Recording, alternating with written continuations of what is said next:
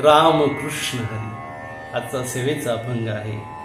भजन घाली भोगावरी, अकर्तव्य मनी धरी.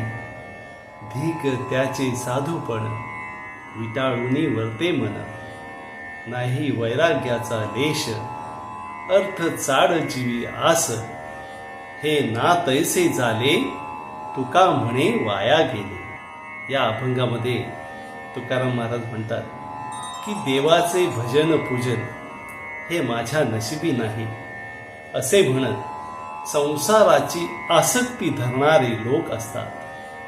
अशा साधूच्या साधुत्वाचा तुकाराम महाराज धीग म्हणजे धिक्कार करतात.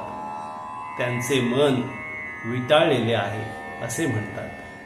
अशा साधूंच्या ठिकाणी वैराग्याचा लवलेशही नसतो. त्यांच्या ठिकाणी उलट धनाची अपेक्षा असते.